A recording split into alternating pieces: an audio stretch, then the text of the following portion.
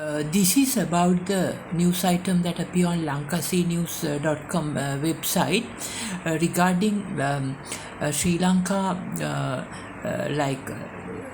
signing together with China and some other countries joint statement in to Geneva United Nations Council for 47th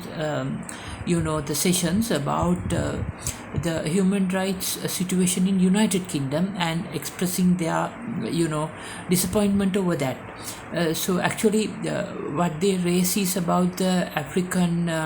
slavery trade and also United Kingdom's the British Army in foreign operations killing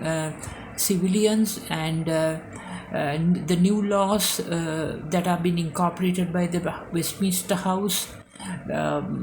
lacking responsibility and trying to protect the killers in the armed forces, British armed forces, and also they point out think that United Kingdom for that, and also they say in this same resolution that United Kingdom meddle with the internal matters of other countries and use human rights as a an entry point in order to satisfy its political aims towards other countries. So actually the thing is that we know in Sri Lanka we have the English language, we have received a lot of benefits like the plantations and even the road networks and the culverts, so many things during the British period, and also in today's modern concept, because history is there, but when you look at the modern the current situations, what is important to consider is even in like schools like British Overseas School near my school, DS Ranai College, even during the pandemic period, the Sri Lankan teachers who are working in the British Overseas School call their children, their own class students, as puppies. Now they say, "My dear puppies," like that they address them. But so sometimes they say, "My dear angel," so that's all right. But then this way of addressing is really hurtful, because when you address students like this, "My dear puppies," sometimes it undermines their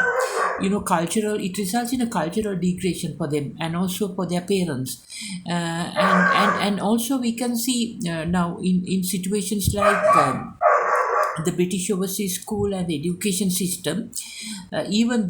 though they follow the Cambridge exams, when it comes to the British schools, the local term test, the exam papers don't reflect the University of Cambridge O-level standard paper. What they do is they set a very easy paper. They charge very high fees from the students. Students have to pay exorbitant fees to the British Overseas School, but when it comes to the exams, they set a easy paper, and then they what they are trying to do is by giving an easy paper, they impress the